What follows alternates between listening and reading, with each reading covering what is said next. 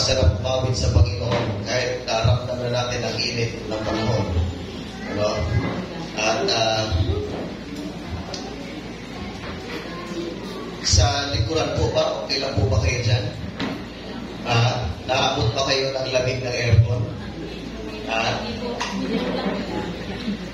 Ano lang, hapyaw lang, hapyaw. Ano?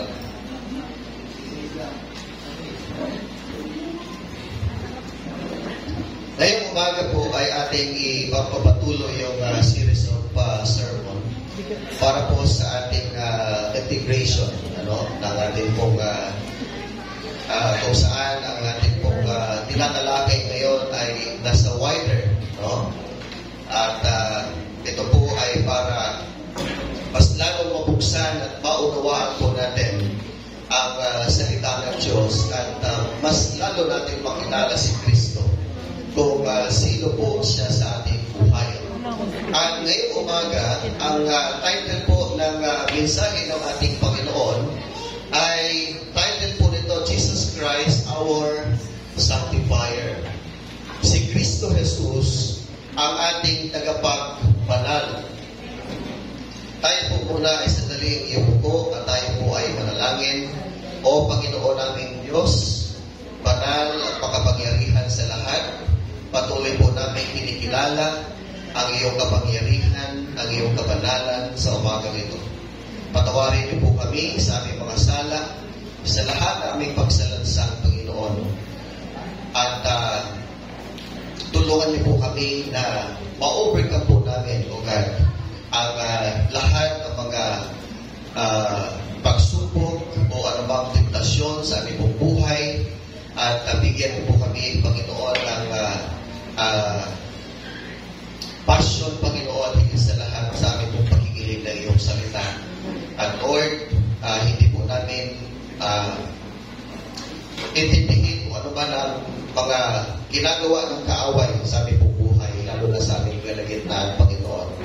But we ask, Father God, for your guidance and protection, O Lord. At samahan niyo po kami ng iyong mga anghel at sa bawat sulok ng pananambahang ito ay ikaw po ang magdalaga, Panginoon, ng iyong mga anghel at higit sa lahat ang iyong banal na presensya, Panginoon, na aming po makasama ngayong umaga upang aming po ma-encounter, Panginoon, ang iyong kapangyarihan na sa kumikilos sa bawat isa sa amin.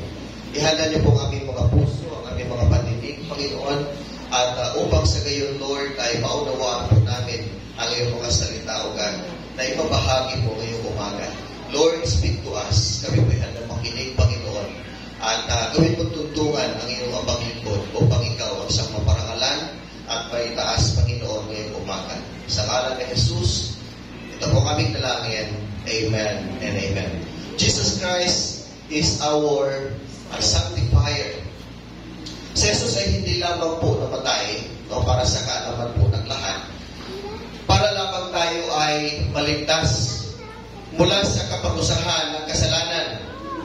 Ngunit siya rin po ay nabuhay para sa atin upang masundan natin ang buhay na kanyang ginagawa o isinasabuhay sa pamamagitan ng kapangyarihan ng banal na Espiritu. Sabi nga po sa 1 Pedro chapter 1 verse 15 and 16, ngunit kung paano ang tumawag sa inyo ay banal, maging banal kayo sa lahat ng inyong ginagawa sapagkat nasusulat, magpakabanal kayo sapagkat ako ay banal. Kapag tinanggap po natin si Kristo bilang ating Panginoon at personal na tagapagligtas, tayo po ay nagiging mga anak ng Diyos. At tayo ay ginagawang banal.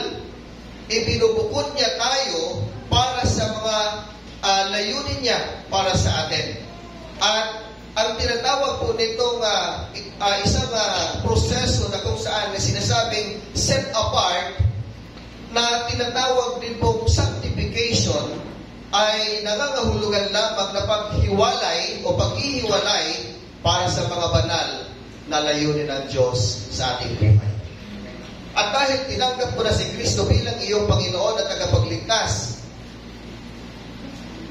ligtas ka na ngayon at kasabay nito ay inaasahan po ng Diyos na mabuhay ka sa isang buhay o buhay na inilalarawan sa pamamagitan ng pagsunod sa banal na salita ng ating Panginoon. Maaari lamang tayong mamuhay ng isang banal na buhay kay Kristo kung hahayaan po natin ang banal na Espiritu na siyang kikilos po sa ating buhay.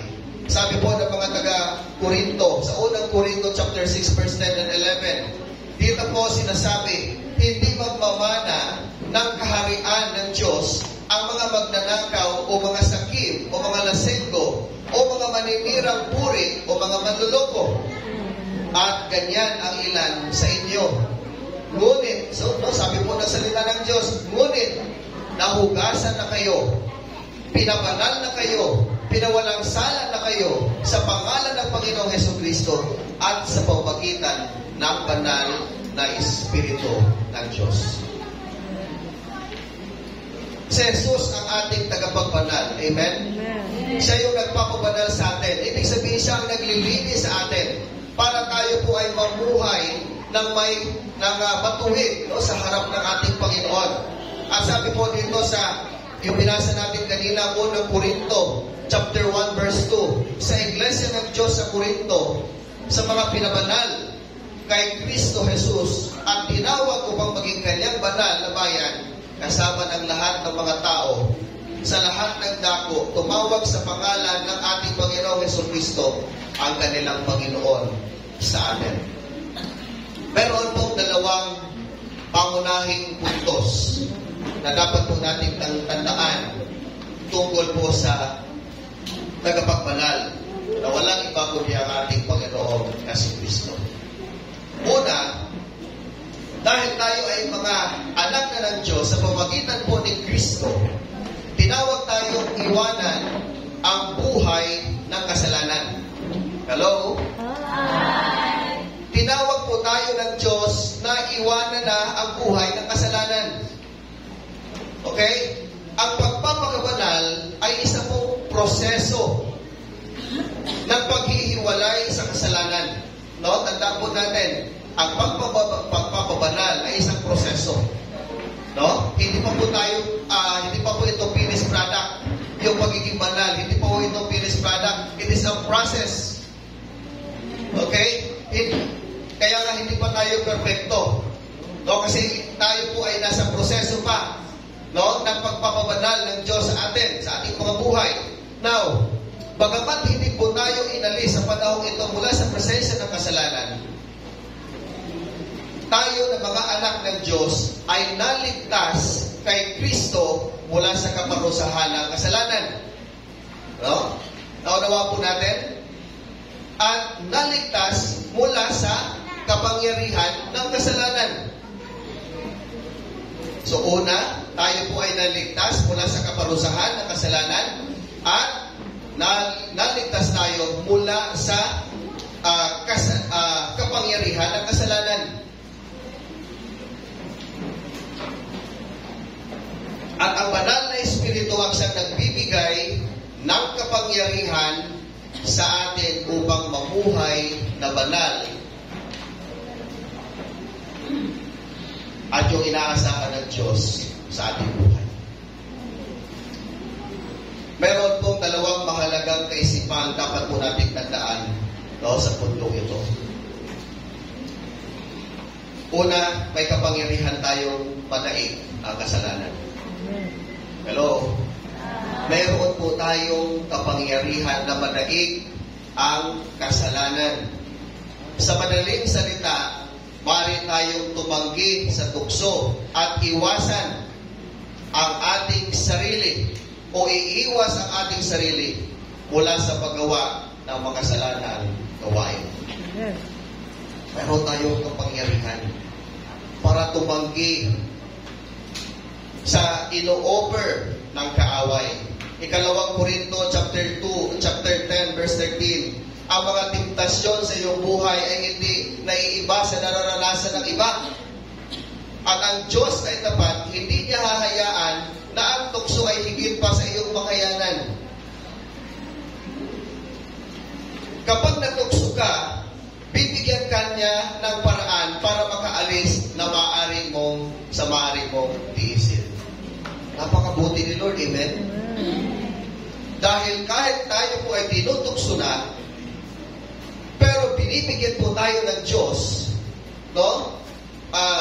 By the way, magkaiba po ang tukso at saka yung mga pagsubok. Tama? Ang pagsubok po ay galing kay Lord. Ang tukso po kanino galing? Galing po kay Satan. Galing po sa kaaway ng Diyos.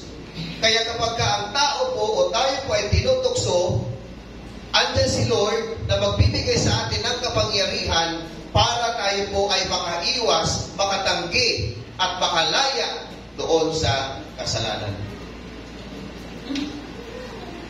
Ito po yung nangangahulugan ng pamumuhay ng isang banal na buhay ay hindi po imposible.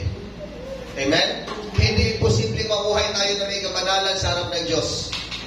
Dahil ibinigay sa atin ng Diyos ang lahat ng kailangan natin upang mabuhay tayo ng mayroong kabanalan at inaasahan niyang mabuhay tayo sa ganito pong kaparaanan. At isa po sa pinakamahirap na tuksong madaig na nanaig, ano? Mula po sa Biblia o naitala sa Biblia ay yung tuksong kinaharap po ni Joseph. Pamilyar po tayo sa kwento ni Joseph. Si Jose, ano nga ba ang nangyari doon? Sige, tignan po natin. Si Joseph po ay pinagkatiwalaan ng kanyang amo, ng kanyang Panginoon na si Potiphar. Ibig sabihin, meron po siyang posisyon. Okay? Meron siyang mataas na posisyon sa bahay ng kanyang amo. Dahil pinangangasiwaan niya. No? Ang lahat ng ari-arian, maliban po sa kanyang sa asawa ni Potiphar. Now,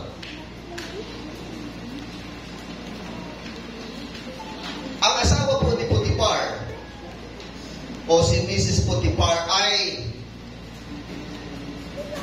tinutukso po itong si Joseph. Inaakit niya itong si Jose. Subalit, ito po si Jose ay tumanggi. No?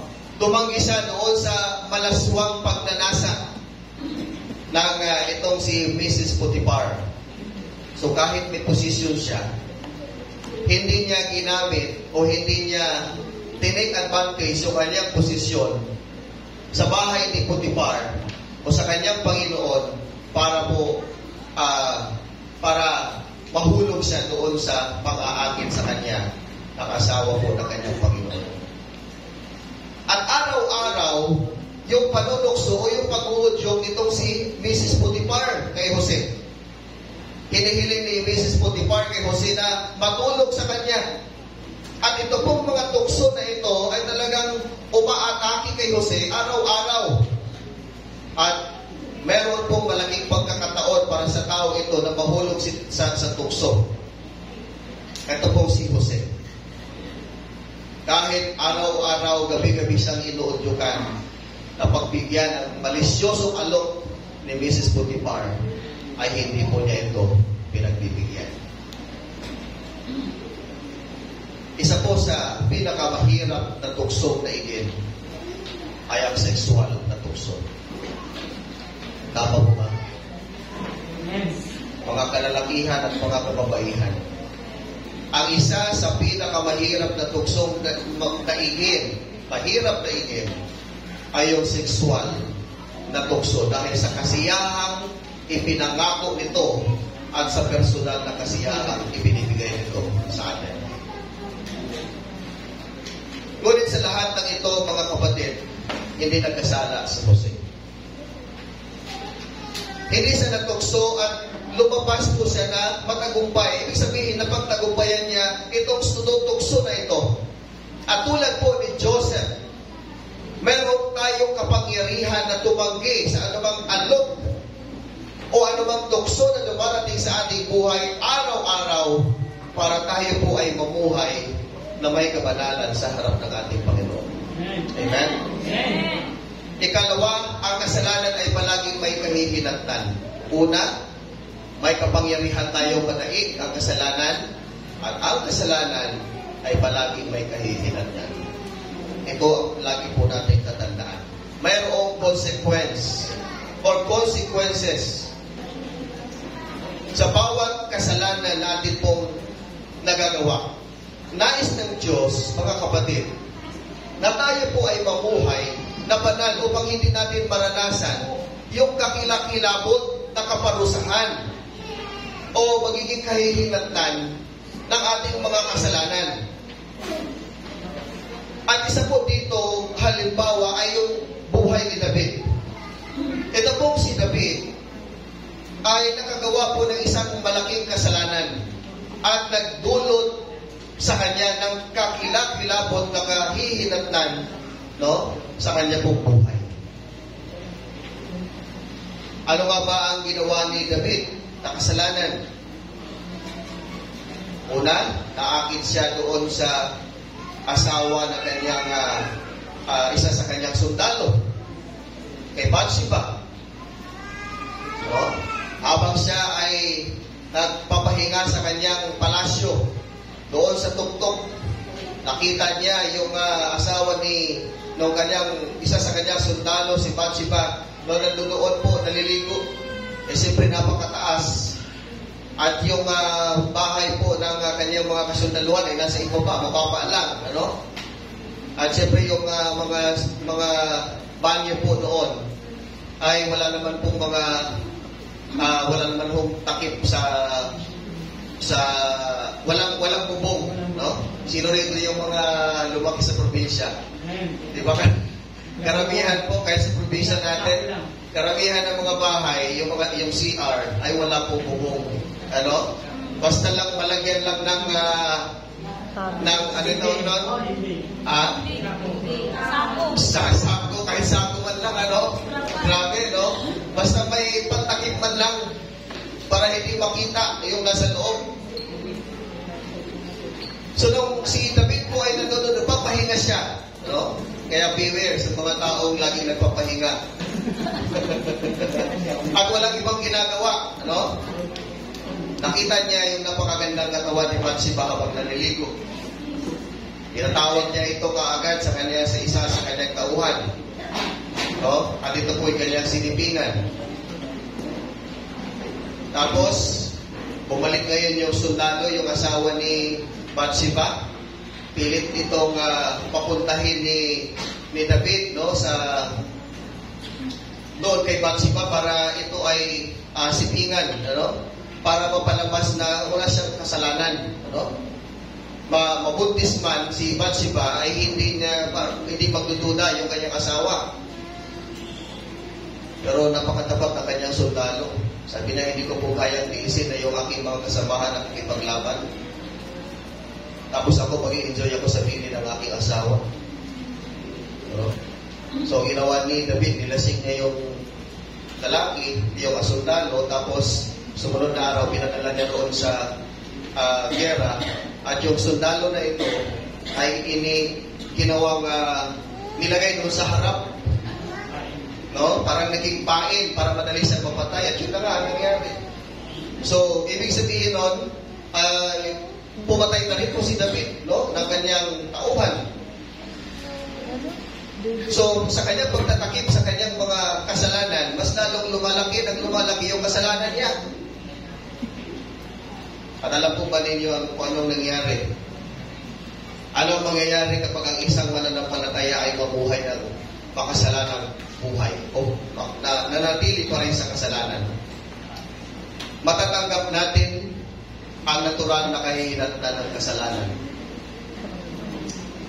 Halimbawa, kapag ang isang Kristiyano ay nagnakaw, ang kanyang natural na kahihinatnan ay hindi na siya mapagkakatiwalaan at masama na ang tingin sa kanya. And worst is, magugulong siya dahil sa kanyang pagnanakaw. So, mayroong kahihinatnan doon po sa kanyang paggawa ng kasalanan. Ikalawa, nawawala na ang bisa ng kanyang patutuo.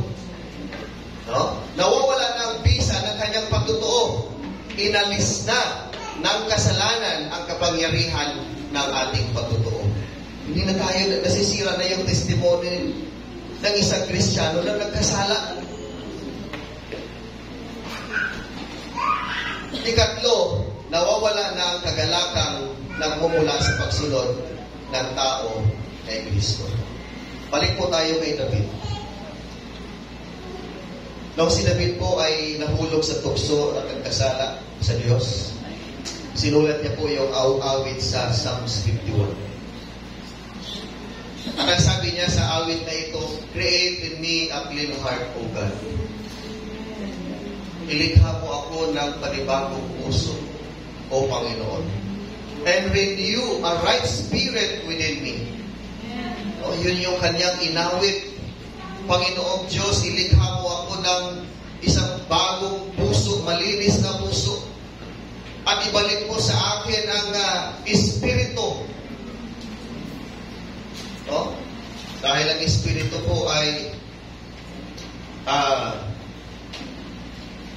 nanghina. Pagka tayo po'y gumagawa ng kasalanan, nalulungkot ang espiritu nasa atin. Sabi niya pa rin sa awit na ito, "Restore unto me the joy of thy salvation, and renew a right spirit within me." So sabi niya, restore unto me. Balik mo sa akin, Lord, yung kagalakan. No? Yung kagalakan po natin, nawawala yan. Pagka tayo po ay nagkakasala, nahulog sa kasalanan. Kaya, ibig sabihin, yung ating pagsunod sa Diyos at namumuhay po tayo sa kasalanan without asking the Lord forgiveness, ay nananatili po tayong malungkot sa pamumuhay, yung buhay po natin. Para pa rin po tayong isang tupang ligaw na hindi alam kung saan pupunta, hindi alam kung ano ang gagawin. Walang direksyon ang buhay, namumuhay sa isang kalungkutan. Bakit? Nawala ang kagalakan dahil sa kasalanan. Ano? Kaya kapag ang isang tao po nahulog sa kasalanan, nawala ang kanyang kagalakan, parang piling niya sa kanyang sarili, wala siyang kakampi. Wala siyang kakampi na tao. Kasi lungkot ang kanyang nararanasan sa kanyang buhay. Hindi siya nasisiyahan sa kanyang buhay. Ano man yung kanyang gagawin. Kaya sinabi po sa atin na dahil tayo ay ligtas na at naging mga anak ng Diyos, no? Kailangan po nating iwan ang buhay ng kasalanan at ang pagsuway sa Diyos. Amen? Ikalawa pong punto. Bilang mga anak ng Diyos, tinawag tayong mamuhay ng may kabanalan. Ang pamumuhay ng isang banal na buhay ay nangangahulugan po ng pamumuhay ng isang buhay na banal at kalugod-lugod sa harap ng ating Panginoon. Ano ang ibig sabihin ng mamuhay ng isang banal na buhay at lumuluwalhati sa Diyos?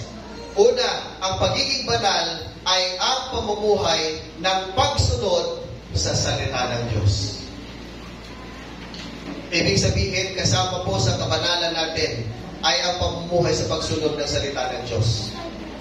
Kapag hindi po natin sinunod ang salita ng Diyos, namumuhay tayo ayon sa mga tuntunin ng Diyos at hindi ayon sa pagka sinusunod natin ang salita ng Diyos, namumuhay tayo ayon sa mga tuntunin ng Diyos at hindi ayon sa paraan ng mundo. Ang Biblia po ay nagiging batayan natin upang ating gawin at isabuhay ang mga salita ng Diyos na atin pong natututunan. Sabi po sa awit 119 verse 11, "Itinago ko ang iyong salita sa aking puso upang hindi ako pagkasala laban sa iyo." Napakagandang awit na ito. It is a declaration of a person, no? From a person na kung saan gusto niyang isabuhay, no, yung salita ng Diyos. Ipinapahiwatig nito na ang pangangailangang magbasa, magbulay-bulay, at i-apply ang salita ng Diyos na atin pong natutunan. Ang pagiging banal ay gawing numero 1 ang Diyos sa ating buhay. Anong ibig sabihin po nito? Ibig sabihin ng pagiging banal ay ibigin ang Diyos ng higit kaysa sa ating sarili, sa iba, o sa mga bagay ng mundong ito. Sabi po ng Marcos 12 verse 30, ibigin mo ang Panginoon mong Diyos ng buong puso mo, ng buong kaluluwa, at ng buong pag-iisip mo, at sa buong lakas mo. Ang pagiging banal ay ipinubukod para sa Diyos na nangangahulugan ng pamumuhay para sa Diyos. Kaya ano pong sabi ni Apostol Pablo sa Romans 12 verse 1, sa mga tuwid, hinihimo ko kayo, mga kapatid, sabi niya, dahil sa awa ng Diyos na ihandog ang inyong mga katawan bilang isang haing buhay. No? Sabay-sabay nga natin basahin. Okay, Romans 12 verse 1, sa mga tuwid, hinihimo ko kayo, mga kapatid, dahil sa awa ng Diyos na inihandog ang inyong mga katawan bilang isang haing buhay, banal at kalugod-lugod sa Diyos. Ito ang inyong tunay at wastong pagsamba. Praise the Lord. Palakpakan natin ang Panginoon. Ito pala ang tunay at wastong pagsamba natin sa Diyos. Yung magiging malinis ang ating buhay, ang ating pamumuhay, ang ating sarili sa harap ng Diyos. Yung maging kalugod-lugod tayo sa harap ng Diyos. Yun pala ang hinahanap ng Panginoon sa atin. Para mabigyan siya ng kapurihan, para siya ay maluwalhati ang ating palang mga buhay. Ito po ang wasto o ang tunay at wastong pagsamba sa ating Panginoon. So dito po ay ginagawa nating numero 1 ang Diyos sa ating buhay kapag ay sinusuko natin ang lahat sa Kanya. Ikatlo, ang pagiging banal ay ang paglilingkod sa Diyos ng kusa at may kagalakan. Excuse me. Bakit nagano ako? Hindi pa naman ako kumain. Baka busog na ako sa salita ng Diyos. Amen! Praise the Lord. Pero, nag-burp na ako, hindi naman ako kumain breakfast, ano? So, ang pagiging banal ay ang paglilingkod sa Diyos ng kusa at may kagalakan. Tayo po ay tinalaga para sa banal na paglilingkod. Tayo ay mga saserdote o mga pari na naglilingkod sa ating Panginoon. At magpapahayag tayo ng pagpupuri at pagsamba sa ating Panginoon. Sabi po ng unang Pedro chapter 2 verse 9, ngunit kayo ay isang bayang hinirang, isang mahalikang saserdote, isang bansang banal, na tanging pag-aari ng Diyos upang maipahayag ninyo ang mga kapurihan niya na tumawag sa inyo mula sa kadiliman tungo sa kanyang kamangha-manghang liwanag. Napakaganda po ng talata na ito. Ay sabi po dito, tayo ay saserdote ng Diyos. Tayo ay banal. Tayo ay pag-aari ng Diyos.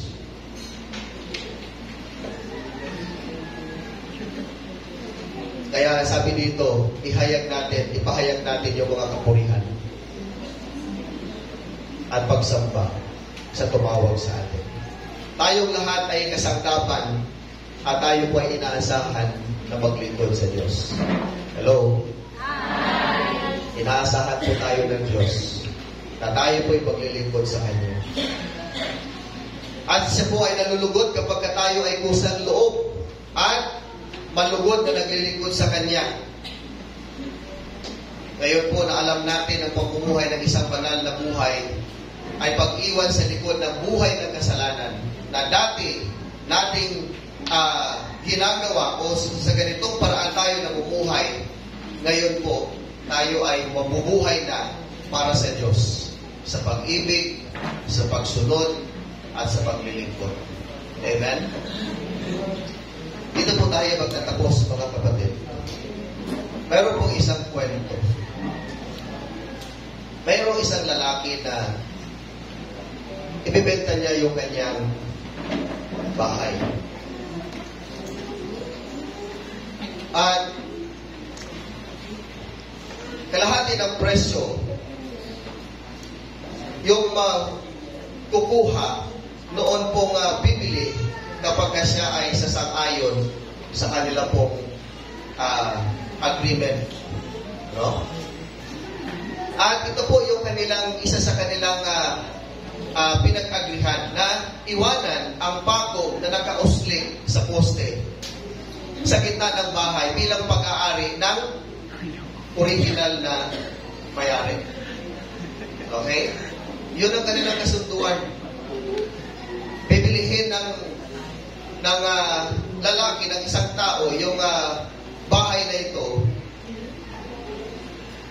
sa kalahati ng presyo noong bahay na ito, pero sa isang kondisyon. Iwanan po ang pako na nakausli sa poste sa gitna ng bahay bilang pag-aari ng original na may-ari. At dahil po sa napakalaking deskwento na kanya pong makukuha, ay siya po ay agad na sumang-ayon at bilhin ang bahay na ito. So binili ng lalaki ang bahay at siya po ay nasiyahan. Ngunit hindi nagtagal, bumalik po ang dating may-ari. At siya po ay nagsabit ng babahong patay na hayop doon po sa bakong nakausli na pag-aari niya. So ngayon po itong amoy o yung baho ay talagang pumalat po sa loob ng bahay. At sa huli,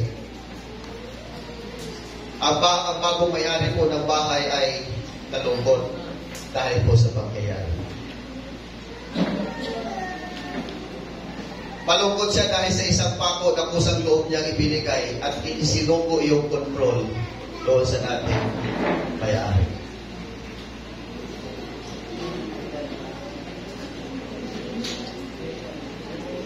Meron din pong isang kwento pa. May isang taong tumatakbo dahil nakalo siya ng kalabaw. Takot na takot siya habang tumatakbo. Pero kaya pala siya hinahabol ng kalabaw kasi hawak-hawak niya yung lubid ng kalabaw, yung tali. Ano pong ibig sabihin nito, mga kapatid? Ano lang ang kwento na isuko po natin ang ating buhay sa ating Panginoon. Hayaan natin na ang Diyos, ang kapangyarihan ng Diyos ang kumilos sa buhay natin. Hayaan natin na ang Diyos ang may kontrol sa ating buhay. Para maranasan po natin na mabuhay na may kamanalan.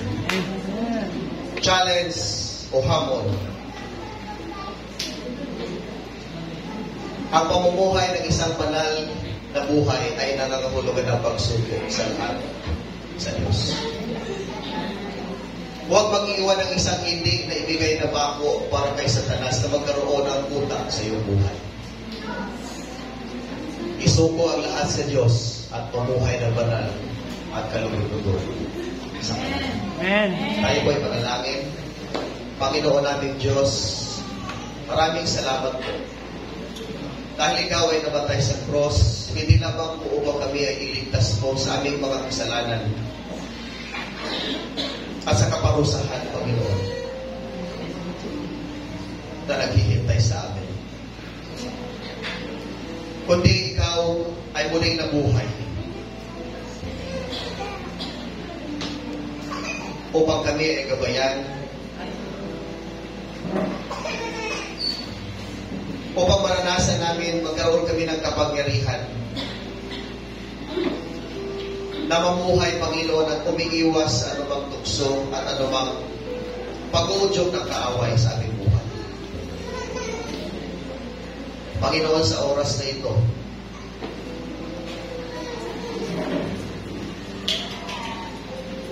kung meron po kayong makita sa bawat isa sa amin,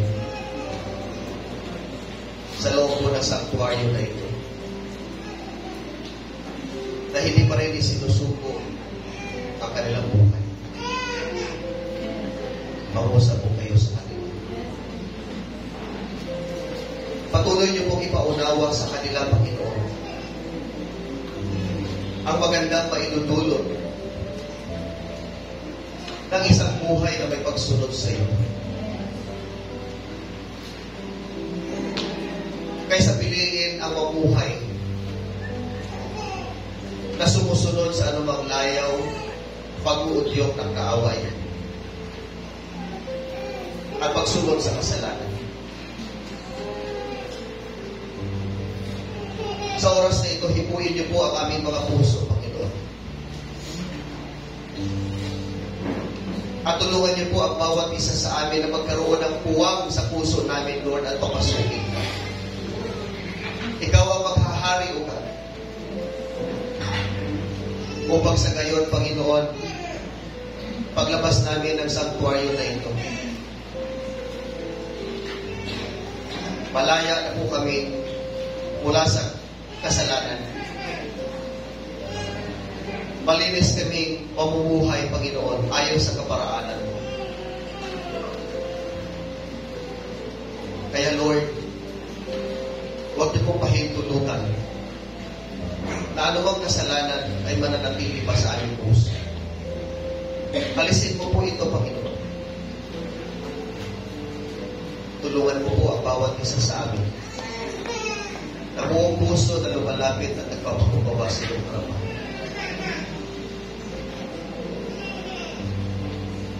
Maaaring nais na nilang maranasan, Panginoon, ang buhay na nais mo makita para sa kanila. Samahan mo sila, O God. Tulungan mo po sila. Bigyan mo po sila ng lakas at kapangyarihan upang mapagtagumpayan ng anumang pagsubok, anumang tukso na dumarating at darating pa sa kanilang buhay. Sa bawat isa naman, Panginoon, na namumuhay na may kabanalan sa mga oras na ito, tulungan at samahan mo pa rin sila, Panginoon. At patuloy sila magpasakop sa iyong kalooban at kapangyarihan. Na hindi maging mapagmalaki, hindi maging mapagmataas, kundi patuloy na sumunod pa rin sa kung ano ang nais mo, Panginoon. At kami po ay magiging pagpapala, lalo na sa nakakarami, Panginoon. Natitignan ang aming mga buhay as a living testimony upang ikaw ang siyang maparangalan at paluwalhanin. Hindi po dahil sa aming mga mabubuting gawa, kundi dahil sa kapangyarihan at sa iyong grasya, habang na umiiral sa aming po mga buhay. Maraming salamat po sa umagang ito, Panginoon, na pinaalalahanan mo kami, O God, na kami ay ligtas na at dapat na mamuhay na may kamanalan. Sapagkat sa ganitong kaparaanan mo kami tinawag, Panginoon. Maraming salamat po, Diyos. We worship you, Lord. We glorify your name. In Jesus' name we pray. Amen.